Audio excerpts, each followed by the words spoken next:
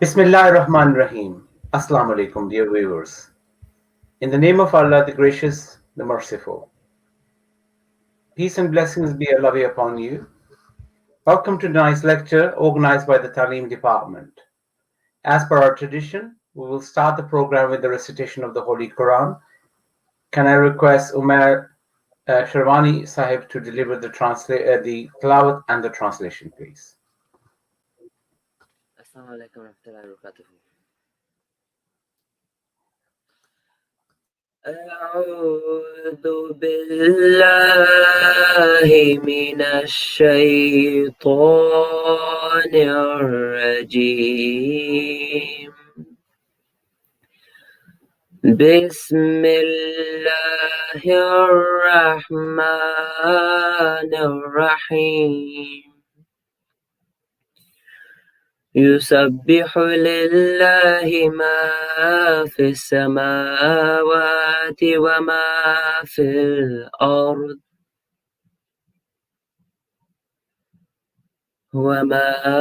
الأرض الملك القدوس العزيز الحكيم هو الذي بعث في الأميين رسولا منهم يتلو عليهم آياتهم ويزكيهم ويعلمهم الكتاب والحكمة وإن كانوا من قبل لفي ضلال مبين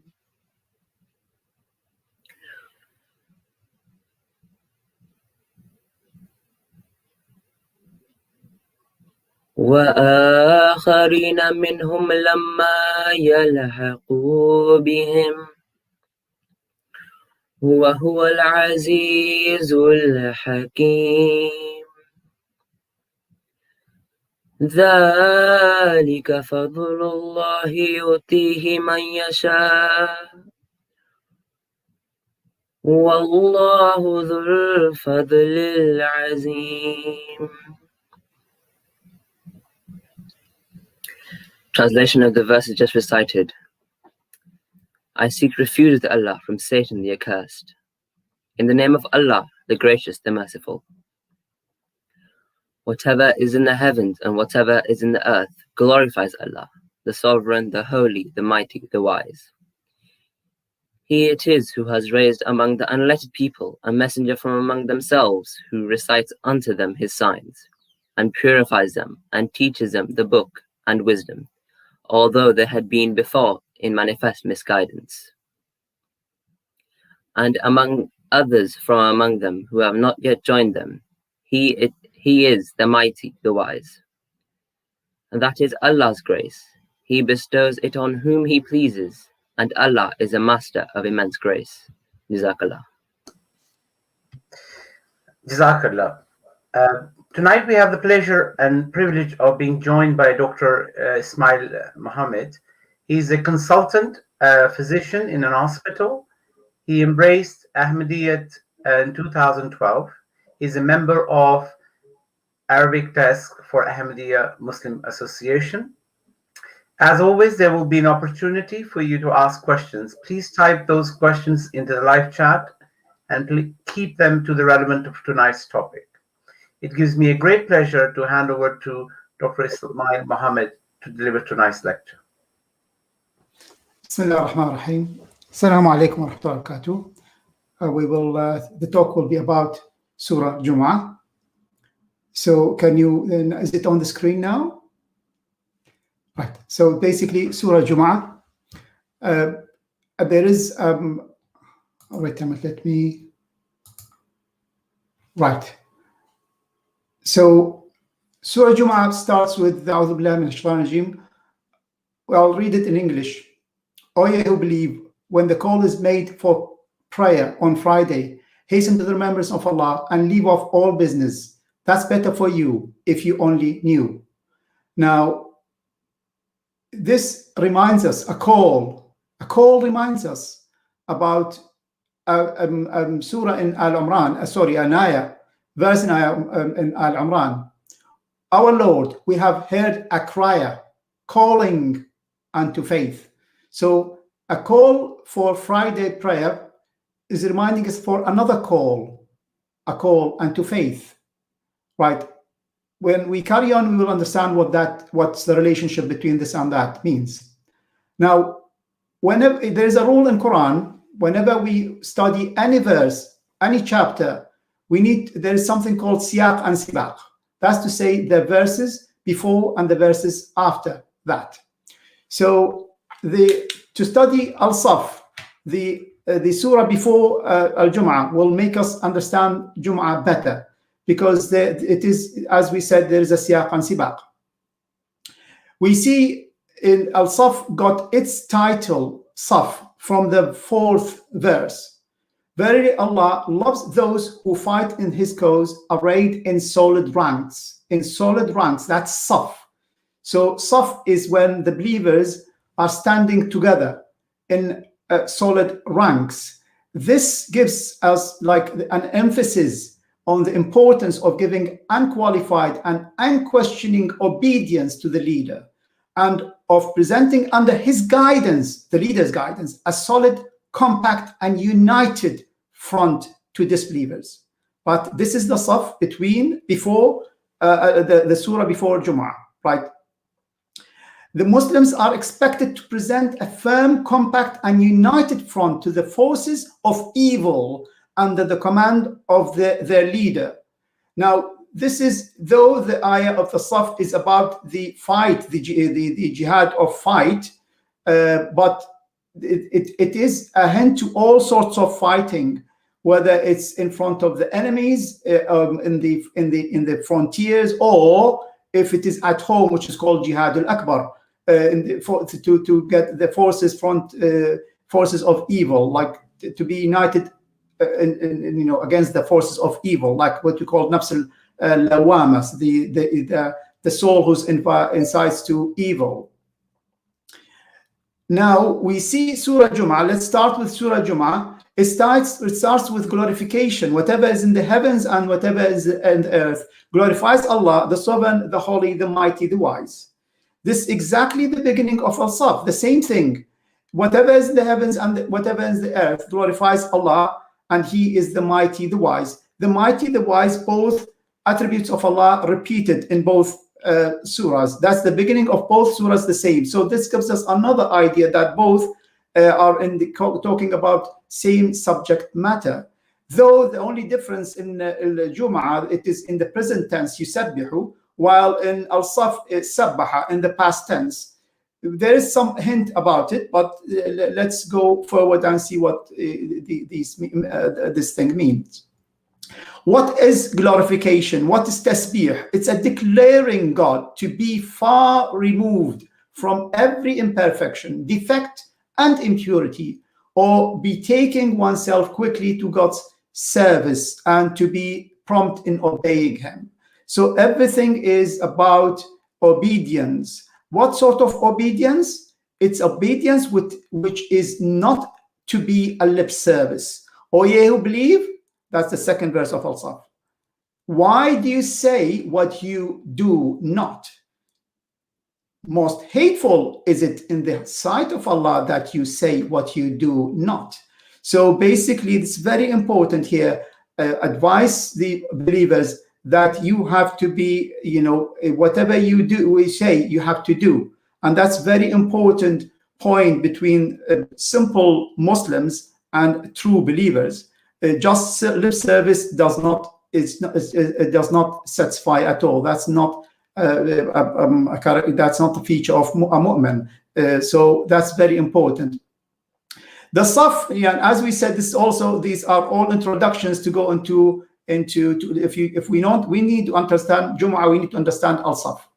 Now the surah then Al-Saf carries on talking about Musa alayhi salam and how his companions and his followers really hurt him too much.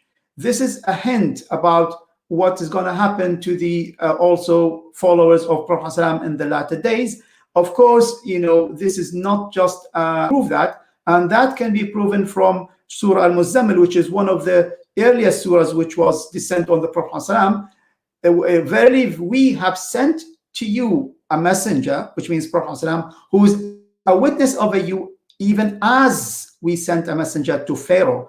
This ayah, it explains very much the likeness between the Prophet ﷺ and Musa alayhi salam, which means the followers of the followers of Prophet ﷺ will be same thing as the followers of Musa alayhi salam latter days, and that is exactly Prophet Musa alayhi salam was followed later on by a Messiah in the house of Israel. Exactly, the Prophet ﷺ is going to be followed by a Messiah in the latter days.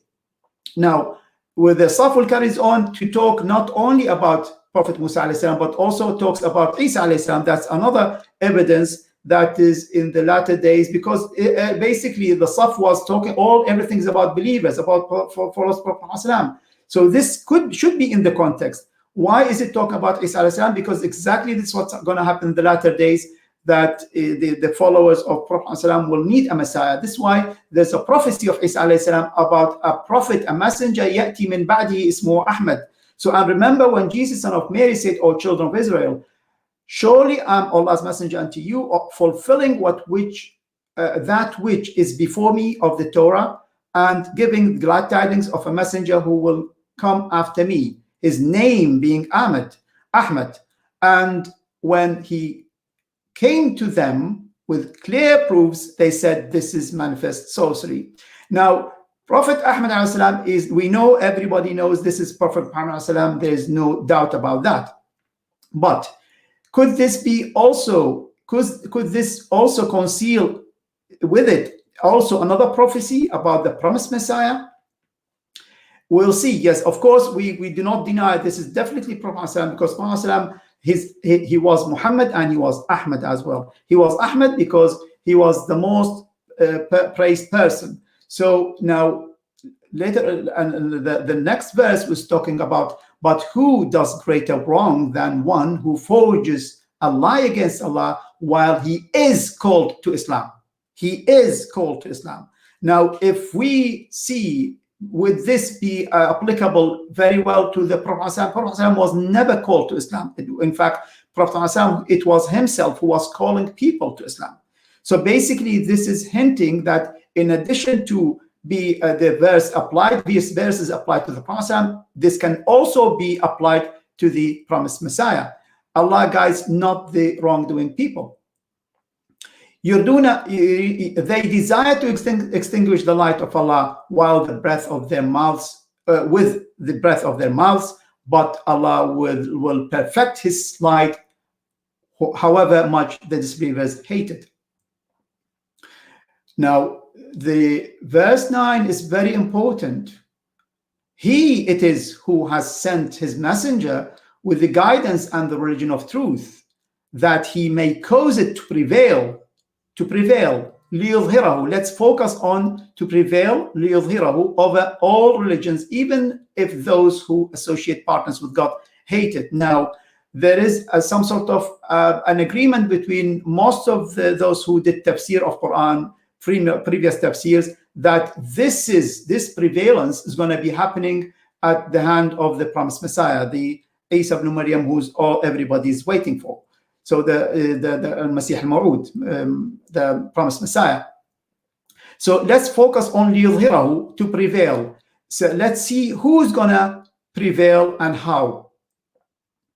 Ya alladhina amanu, O ye who believe, shall I point out to you a bargain that will save you from a painful punishment? Now there is a bargain to the believers. Now this is talking to the believers, who are followers of the Prophet.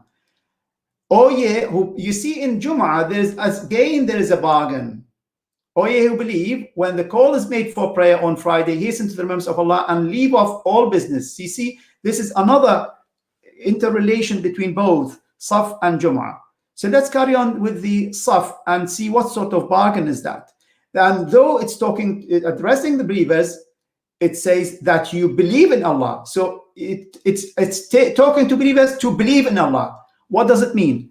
It means if you think that you are a believer, just make sure that you are a true believer, because just saying I am a believer does not mean you are definitely a believer. You need to fulfill these conditions to be a true believer. Let's focus on believing and faith and iman.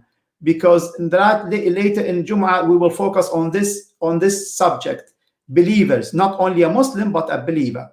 So you, all believers, you have to believe that you believe in Allah and His Messenger and strive in the cause of Allah with your wealth and your persons. That's better for you if you did, but no. He will forgive you your sins and make you into gardens through which streams flow, and pure the pleasant dwellings in the gardens of eternity. That is the supreme triumph. And He will bestow upon you another favor which you love, help from Allah and inner victory. So give glad tidings to the believers. Now, anybody can say, well, look, I am like that. I do believe in Allah and do this and that. But let's carry on. Is that all? No. It says, O ye who believe, be helpers of Allah. So in addition to these, whom anybody can claim, I am doing this and that, now you have to fulfill all the conditions. You have to be helpers of Allah. Ya ayyuhalladhina amanu kunu ansar Allah. How to become ansar Allah? Now the answer to that, as kama qala Isa ibn Maryam, as said Jesus, son of Mary, to his disciples, who are my believers in the cause of Allah. Now this is very important, because it's addressing the followers of the Prophet. So if it's following, if it is addressing the followers of Prophet, how could Jesus, son of Mary, ask believers to become his helpers? It's definitely, it is talking about the Jesus of Mary, a son of Mary, who is a Muslim Jesus, son of Mary, not Jesus, son of Mary, who was sent specifically to the Israelites. And then it's the followers of the promised Messiah, this Jesus, son of Mary, who is a follower of Muhammad, is his followers will be helpers of Allah. And let's carry on. The disciples said, we are the helpers of Allah. So a party of the children of Israel believed, while a party disbelieved. Then we gave power to those who believed against their enemy, and they became victorious. Now, فَأَصْبَحُوا ظَاهِرِينَ in the Arabic, فَأَصْبَحُوا ظَاهِرِينَ. We said, لِيُظْهِرَهُ. Now, Allah said, you will be victorious, you will prevail. How will you prevail? By becoming companions of Isa alayhi salam, by becoming helpers of Allah, by following the Jesus, son of Mary, who is a follower of Prophet. That's the promised Messiah. That is how you prevail. And then after that, that's the last verse, and after that the Jumu'ah starts. You see how it's related, very much related. So we will carry on with Jumu'ah and see. As we said, the Jumu'ah is the same thing.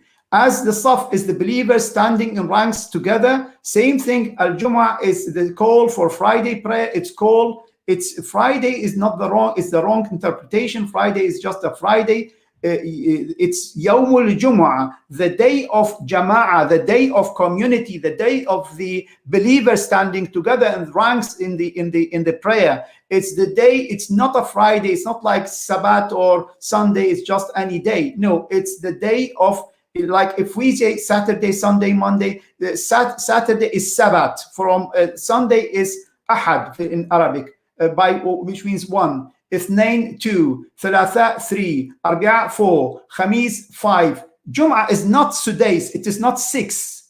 No, it is Yawmul Jumu'ah. It is this day of gathering, the day of the community, the day of being together. Now, the Quran in Al-Imran also talks about this getting together and hold fast all together by the rope of Allah. Now, rope of Allah, let's focus on rope of Allah. It does not say ropes of Allah. It's one rope. So, La ilaha, there is one Allah, there is one representative. So, be one unity, one leader. Likewise, in Am we read, إِنَّ الَّذِينَ فَرَّقُوا دِينَهُمْ وَكَانُوا شِيَعًا. As for those who split up their religion and became divided and into sects, thou hast no concern at all with them.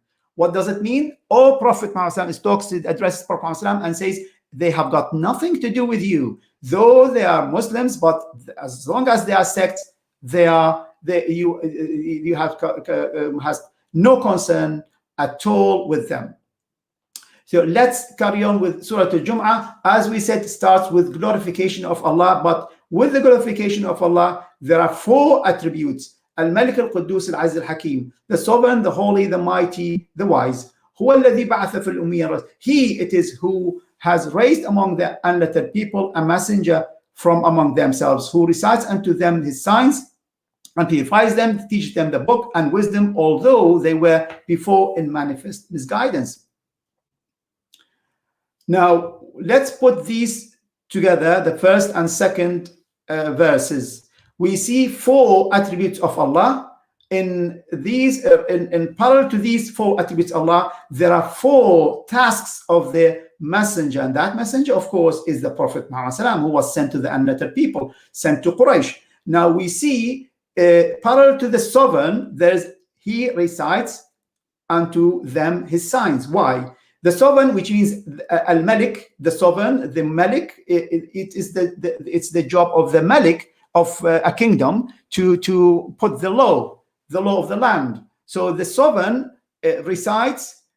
Parallel to that, Prophet's job, the task, is to recite unto them his signs, which means to give them the Sharia, the law. This is the Quran. The Quran is a book of a law.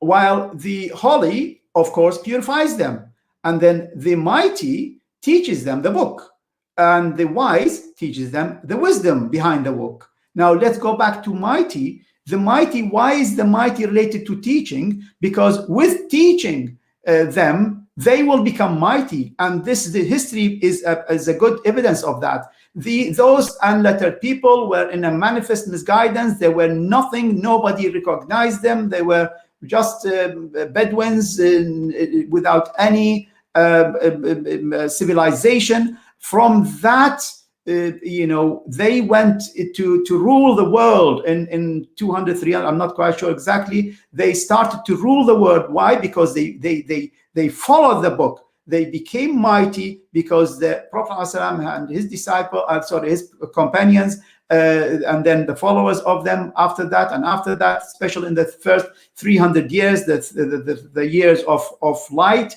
they fulfilled these things. And nowadays, if we see, because people have not been following the teaching, because we don't see mightiness to the Muslim people, Muslim ummah, let's put it this way. This means they have lost this teaching of the book. This is why, otherwise, if they have followed this, they wouldn't have.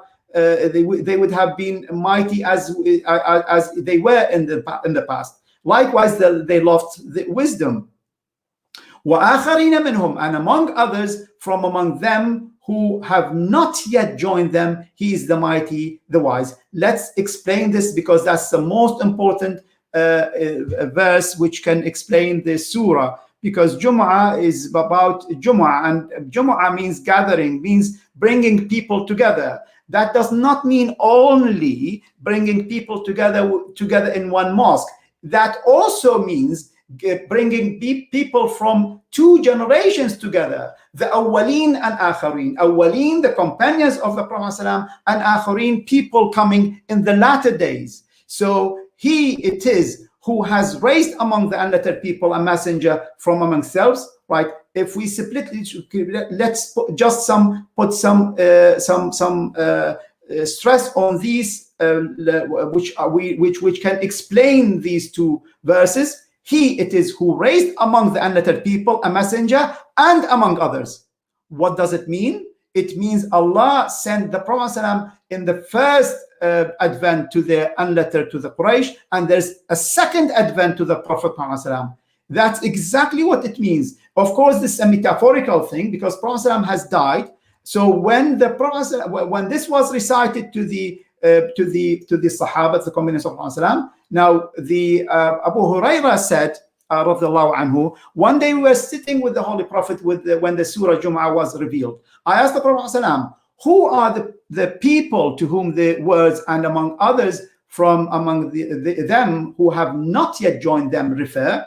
Salman the Persian, Salman Farsi radiyallahu anhu, was sitting among us. Upon my repeatedly asking, that was in fact 3 times, him the same question, the Prophet ﷺ put his hand on Salman and said, if faith were to go up to the Pleiades, a man from these would surely find it. So لو بلغ الإيمان الثريا لناله رجل من هؤلاء. Now the Prophet ﷺ said this, that was not the only time he said this this exactly. In fact, when the Surah Muhammad, the last verse of it, he will bring in your, and if you turn your backs, he will bring in your stead a people other than you, then you will not be like they will not be like you. So exactly here, one of the Sahaba asked, who are they? Exactly the same thing. Put his hand on Salman and he said, if the faith goes to the Pleiades. Now, the faith goes to Pleiades. Let's focus on that. Even the Saf was all talking about faith, about believers, about believers.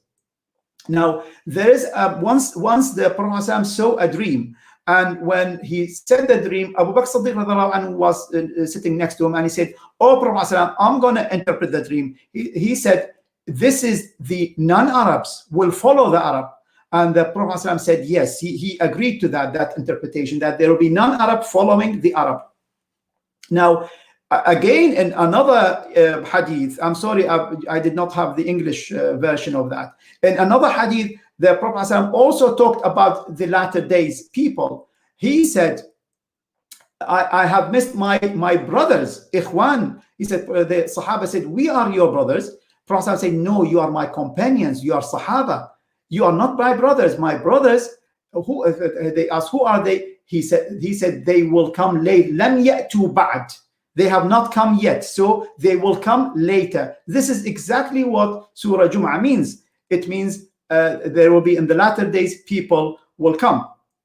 Now let's see let's come back to the third verse, and among others, from among them who have not yet joined them, he is the mighty, the wise. We can see the first verse has got Al-Malik Al-Qudus Al-Aziz Al-Hakim. So the seven, the holy, the mighty, the wise. While in the third, the sovereign, the holy was not repeated. It is only the mighty, the wise repeated. Now, we from that conclude what? Because we said the third one is about the promised Messiah. So this verse will explain the job of the promised Messiah. Now, the job is just reflecting the mighty, the wise. Why? It would not reflect the sovereign, the holy. Why? Because the sovereign and the holy, that's the job of the Sharia, which was brought down by Prophet. It does not need to be repeated, because that's it. We have got the Sharia, we have got the law, and Allah has promised us to keep this. So the Sharia is preserved, and it's the purification power of the Prophet, which will be kept until the day of judgment. He is purifying people, and exactly this promised Messiah, he was purified by the following the Prophet. So only two jobs is left: teaching the people, which the Prophet was of course done it, but with the latter days, people became ignorant. They lost the teaching of Islam, and they lost the wisdom behind it. And this is what it means that when the Prophet said, there will be a time when the Islam is only kept only with name, and out of the Quran there will be nothing but the drawing. Their mosques, now Prophet said, their mosques, not mine, nothing to do with me. Their mosques, full of people, but out of guidance. Their scholar, not my scholar, nothing to do with me. Their scholar, the worst of creatures under the canopy of the heaven, from them the fitna will come out. So basically, if this is the situation, then this means it's the faith which is gone. Because if you're gone, if the teaching is gone, if the ilm is gone, if the knowledge is gone, then that means the faith is gone. So you need somebody, and that somebody is a person who is non-Arab, and that's the promised Messiah. Now, there's further evidence that this person who's coming is not a simple person, but he is a prophet. How? Because the fourth verse says, that is Allah's grace. He bestows it on whom He pleases, and Allah is the Lord of immense grace. Immense grace, Fadl Azim, on one person cannot be but a prophethood. Do we have evidence for that? Yes, we have got. Now we read in Al-Hadith when Allah subhanahu wa ta'ala is addressing the Ahlul Kitab, the people of the book, addressing them that the people of the book may not think that they, means the Muslims, have no power to attain out of the grace of Allah. Whereas grace is entirely in the hands of Allah. He gives it to whomsoever He pleases. And Allah is the master of immense grace. This immense grace, the Fadl Azim of Allah on the Prophet Muhammad, of course, is the grace of prophethood. So this means, if we go back, this means that it means it's an immense grace on a person in the latter days. It's a prophethood, which is, of course, only a subordinate prophet, because he is the follower of the Prophet, not a prophet from House of Israel. Now, ذَلِكَ فَضْلُ اللَّهِ يُؤْتِيهِ مَنْ يَشَاءُ. That's another evidence. يُؤْتِيهِ مَنْ يَشَاءُ. It bestows it on whom He pleases. It hints that you want something, but I am Allah, I want something else. People will definitely say we want him to be an Arab, but Allah says it is me. I bestow on whom I please, nothing to do with you. So then we'll carry on with Jumu'ah, talking about the likeness of those whom were entrusted with the law of Torah, but did not carry out its commandments, as the likeness of an ass carrying a load of books. Evil is the likeness of the people who reject the signs of Allah, and Allah guides not the wrongdoing people. So exactly this is what happened in Al-Saf. After talking about believers, talked about Musa alayhi salam and Isa alayhi salam. Why? Because it's a similitude. We can see in, I don't know, 70-80% of the Quran, lots more than 50% is talking about the Musa alayhi salam and his followers. And Isa, why? Because this is exactly what the Prophet ﷺ prophesied, because you are following the footsteps of the house of Israel, exactly the footsteps of them. So this is why it talks about the similitude. Exactly when the people of the house of Israel had the Torah but did not follow it, exactly this follows of Prophet ﷺ in the latter days. They do have the Quran, but they don't understand it. They don't know the teaching. This is why they need the promised Messiah to teach them the Quran and the wisdom behind it. So let's focus on further. Well, let's go to the 9th verse. Ya ayyuhalladhina amanu, O ye who believe, when the call is made for prayers, for prayer on Friday, hasten to the remembrance of Allah and leave off all business that's better for you if you only knew. So now everybody, I'm sorry, most of the tafsirs are talking about this is as if this is talking about the Sahaba. Of course, it addresses Sahaba, but it mainly addresses the latter days. How do we know that? Do we have evidence for that? Yes. Now the evidence is in the 11th verse. وَإِذَا رَأَوْا تِجَارَةً أَوْ لَهْوًا انفَضُّوا إِلَيْهَا.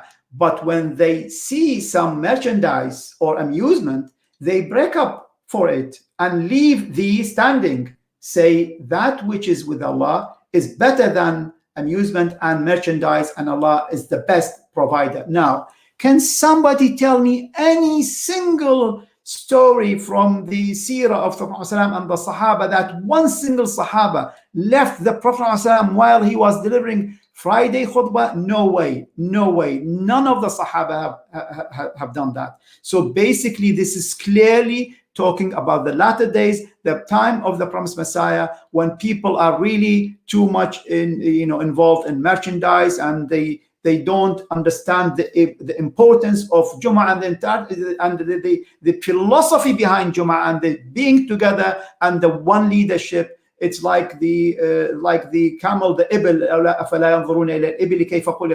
Can't they see the camel, how Allah created that? The camel, like they have got a leader and the other camels follow it, exactly what the first camel is doing. They follow footsteps of that camel. If that stop, they stop. If he move, exactly. This is what the Jama'ah should be, with one leader and one imam.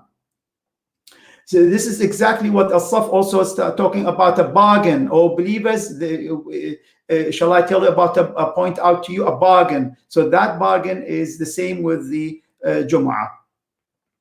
As we said, this is exactly, it does not apply to the companions. It must apply to the the latter days. The surah, like its predecessor, opens with the glorification of the might and wisdom of God. And as a proof and demonstration of these two divine attributes, you can see both Al-Saf and Jumu'ah started with the mighty, the wise. So these points to the appearance of the Holy Prophet among the unlettered Arabs, who from an unlettered and uncultured people became, through the teaching of Quran and the Prophet's noble example, the teachers and the leaders of for mankind, spreading light and learning wherever they went. The surah then refers to the same spiritual phenomenon through a great deputy of the Holy Prophet, the promised Messiah, and proceeds to condemn the Jewish people for their rejection of the Holy Prophet, in spite of the fact that their scriptures abound in prophecies about him. Thus, the implication, the surah warns Muslims against behaving like the Jews when the great deputy appears among them.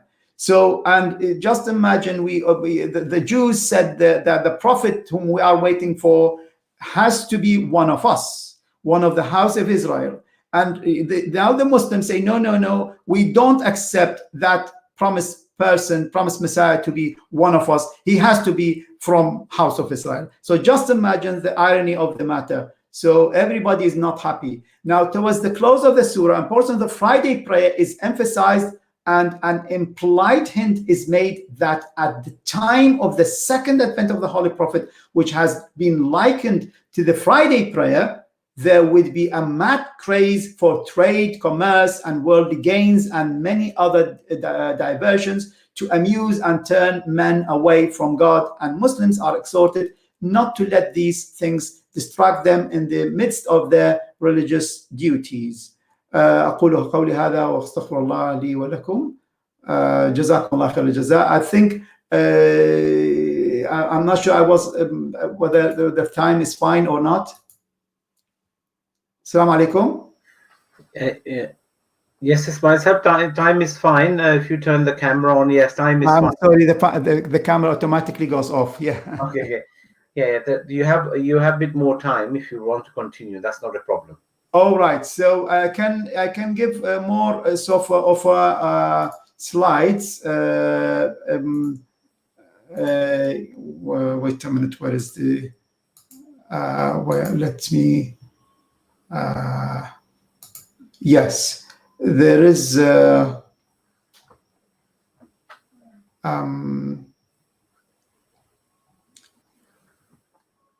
Now, this just to say a few things about this. Is the Surah Jumu'ah is not the only surah which is talking about the promised Messiah. Surah Yasin, there is وَجَاءَ مِنْ أَقْصَى الْمَدِينَةِ رَجُلٌ يَسْعَى.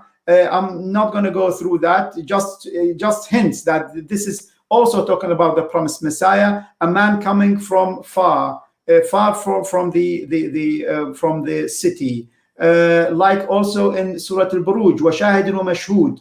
The shahid here means the promised Messiah. وَمَشْهُود is the Prophet ﷺ. Likewise, Mithaq al-Nabiyin is talking about Mithaq, the Prophet ﷺ. There's Mithaq, the Prophet ﷺ has got a Mithaq. And the Mithaq says there's a prophet after me, you have to follow him. And that's Mithaq al-Nabiyin. Likewise, Afu bi'ahdi. That's going to take some time. Anyway, but the other thing is, the other thing I want to talk, there is a hadith that there time will come that the ulama will be scarce, and there will be, in fact, no real scholars will be left, and ignorant people will come, and these ignorant people will give fatwa, and people and they will guide people, and people will be misguided by them. And also there's a surah says وَقَلِيلٌ الْآخِرِ قَلِيلٌ الْآخِرِ. In the latter says there will be few. Also we said هُوَ الَّذِي أَرْسَلَ رَسُولَهُ بِالْهُدَى وَدِينِ الْحَقِّ. He it is who has sent his messenger with guidance and religion of truth, that he may make it prevail over all religions, and sufficient is Allah as a witness. This لِيُظْهِرَهُ عَلَى الدِّينِ كُلِّهِ, to prevail over all religions. It's not only in this Surah Al-Saf, also in Surah Al-Fatih, the same prophecy, same glad tidings of the future, that this religion is going to prevail. Now, as we have, we've made it clear, very clear, this is going to be at the time of the promised Messiah. But here in Fatih, exactly this another evidence that's going to be at the hand of the promised Messiah. How? Like Muhammad Rasulullah Muhammad is the messenger of Allah, and those who are with him. Now, who are with him?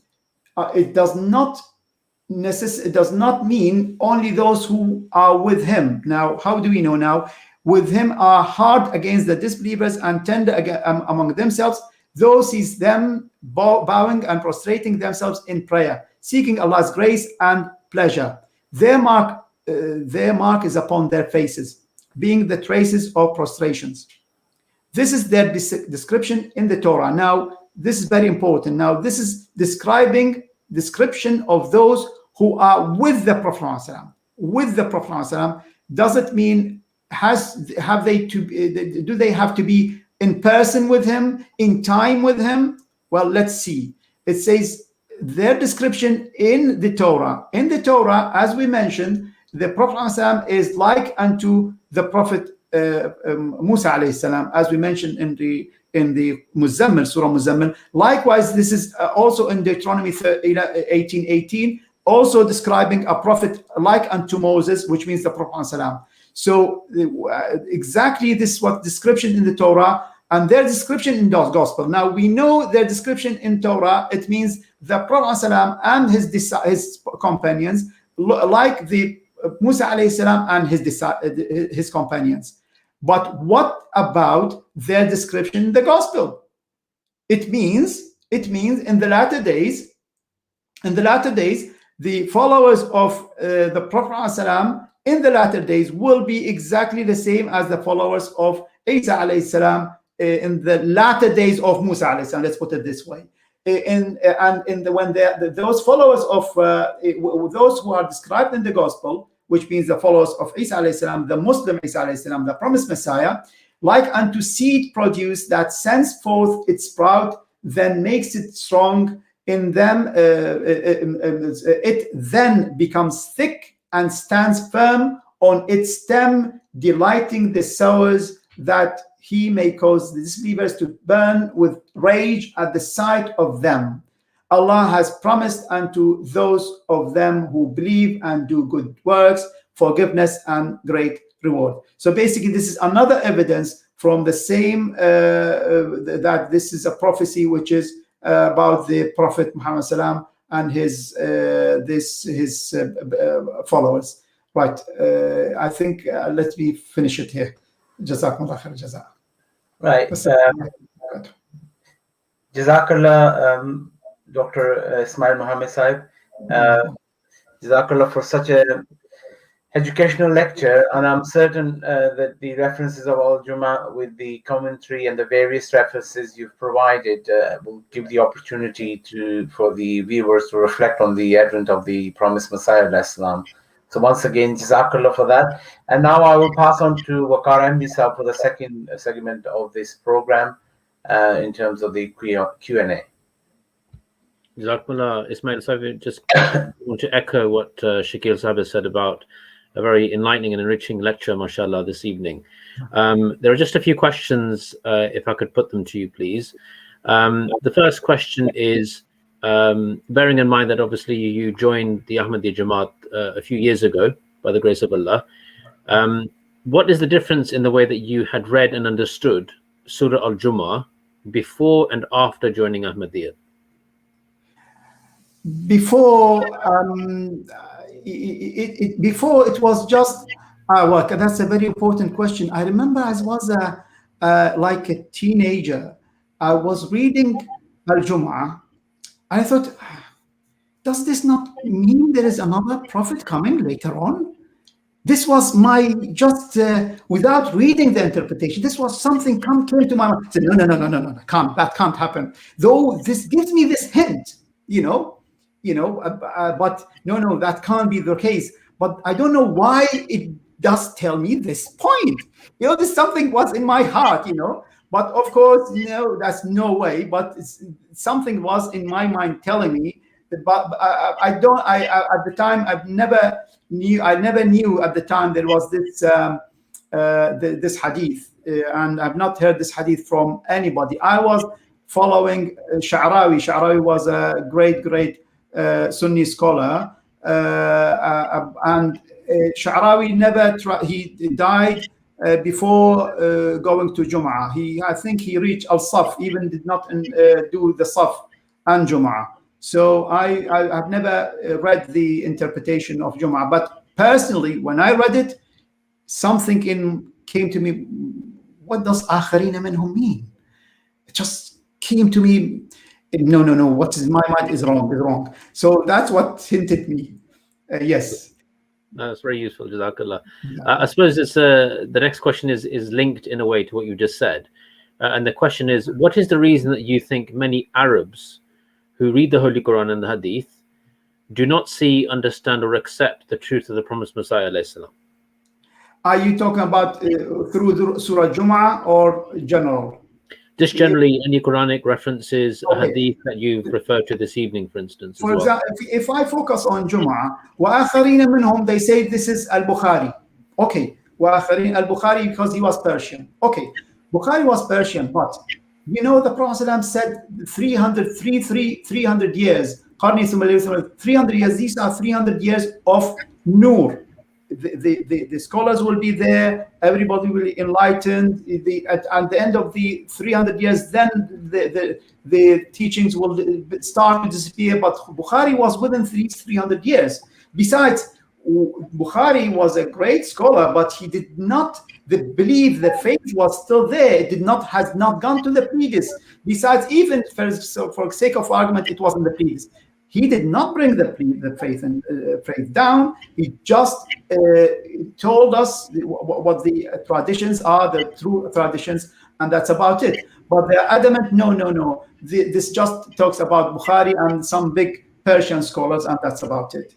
About the other thing is they are adamant. It is Prophet Allah said Isa ibn Maryam. That's it. It means Isa ibn Maryam. Whatever he is dead, he is whatever, we don't care. As long as Allah said Isa ibn Maryam, it means Isa ibn Maryam. So that is the main thing, which and their interpretation, which they got it from their scholars, nothing from traditions. They say because Isa alayhi salam was a prophet, so he comes as a prophet, no problem. But you can't have a new prophet. As simple as that. But basically, there is a Quran verse وإذا قالوا وإذا فعلوا فاحشة قالوا وجدنا عليها آباءنا والله أمرنا بها قل إن الله لا يأمر بالفحشاء تقولون على الله ما لا تعلمون. And if they do fahisha is something, anything you would like to do, and it is forbidden. So, for example, I like to follow my father, whatever he's done, even if it's wrong. In this case, it is fahisha. So they say, the verse in Quran says, if they say a fahisha, they say, we found our fathers doing it, and Allah ordered us to do that, to do that fahisha. So they claiming that Allah has ordered them to do this, and Allah Quran says, قل إن الله لا يأمر بالفحشاء. Say Allah does not order fahsha. أتقولون على الله ما لا تعلمون. Do you say things on Allah which you do not know? So this is exactly what they are doing. They are following the footsteps of their fathers without listening. إن الذين يستمعون بشر عبادي الذين يستمعون. Give glad tidings to the people who listen. يستمعون القول. So unfortunately, people nowadays, they are busy with anything fast food, fasting. You know, tell them come and sit down. They say no, I don't have time for that. They don't listen. And so again, I think that links nicely to the next question, which is, what advice would you give Ismaeel Sahib about the most effective way of conveying the message of Ahmadiyya to Arab non-Ahmadis? What is the most effective method? Unfortunately, the Arabs would like Arabs to talk to them. So this is why I always say, inshallah, I'll try my best. People can have my number, contact them, but do not just contact them. First of all, build a relationship with them. Let them, put trust in you. This is what they need. Arabs do not trust non-Arabs. That's a problem. So once they put trust in you, that's the next step. Like Prophet Ibrahim alayhi salam said, "Arini kayfa tuhil mawta." So Allah told them to take 4 birds and give them love. Surhunna ilayk. That's how and that's what Arab needs. Trust in you first, let alone without contacting me or any Arabs. Just once they trust you, love. After that, don't just straight away do tabligh. Try to show them your personality, your and then, yes, once you break this barrier, then Arabs are really nice people. Not because I'm from Iraq, but I'm Kurdish anyway. But Arabs are nice people. And we have just one more question, Ismaeel Sahib, and it's about yourself personally. If you don't mind sharing your own experience of joining the Ahmadi Jamaat, what was it that inspired or led you to accepting the promised Messiah, alayhi salam? Unfortunately, mine was not like a click. It took me some time. The reason it took me some time, because I am from a scholarly Sunni background, and I used to go back to my my father.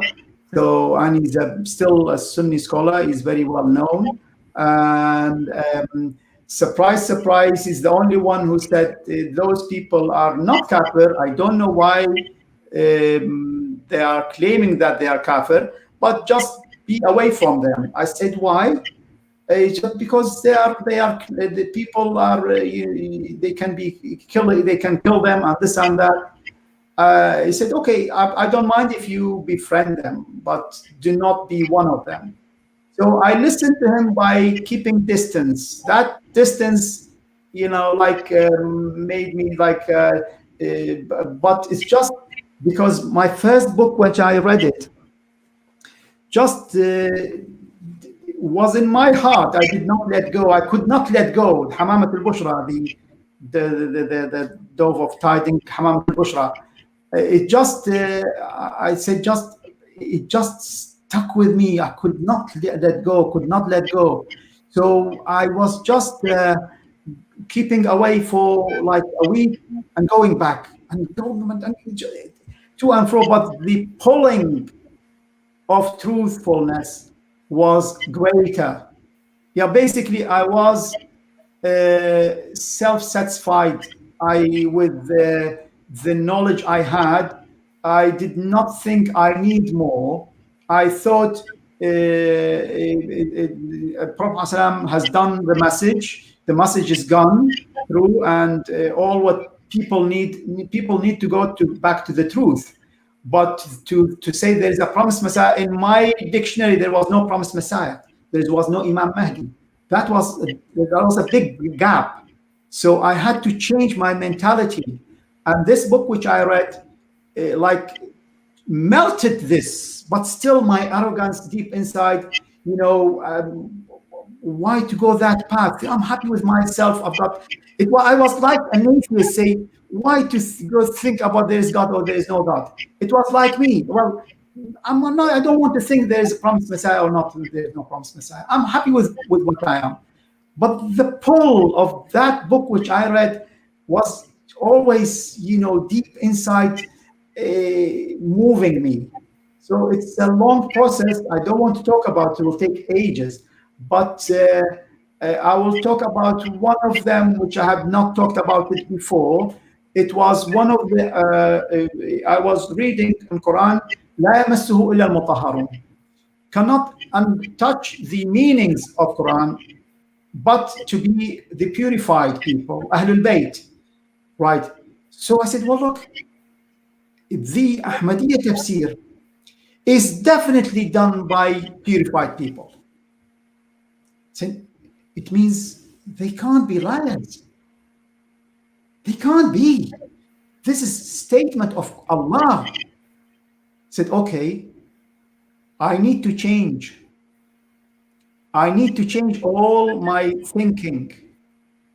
My thinking, there is no promised Messiah. Okay, no. This man is truthful. He says, I'm promised Messiah, then I am wrong, he's right. Okay, then why I can see all Ahmadis say I had dreams. Why did I not have a dream? Oh Allah, show me a dream, show me something. And then I remembered, no, that's not true. Allah showed me a sign, not a dream. I showed me a vision. I was sitting in a daylight like this daylight, you know, and showed me something in a daylight, but I denied it at the time. And then I said, oh God, such a bad veil in front of my eyes. So I've taken the veil away and went for bay'ah. MashaAllah, Jazakallah. And I think, MashaAllah, since then, you've grown into a very well-respected, much-loved member of our Jamaat, and you've given us the huge honor and privilege of being with us this evening and giving a very scholarly exposition, MashaAllah, on obviously a huge topic from which I think all of us have learned something new tonight. So, respected Ismaeel Sahib, it's been our absolute pleasure having you this evening. May Allah bless you. Jazakumullah jaza. For the information of our viewers, our lectures return next week. And our next lecture, which will be in Urdu, that will be on Monday, the 7th of June. And that will be delivered by Murabbi Silsila Hafiz Sayyid Mashood Sahib on the topic of the divine bounty of God. And that will be at the same time of 7:30 p.m. So please join us for that lecture and also our future lectures at the same time. Jazakumullah jaza. If we could please just end tonight's program by requesting respected Ismaeel Sahib to lead us all in a silent prayer. Dua, please.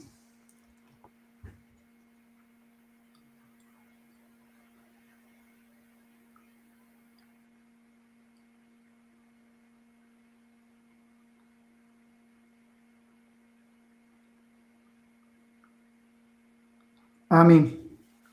Ameen. Assalamu alaikum wa rahmatullah. Alaikum.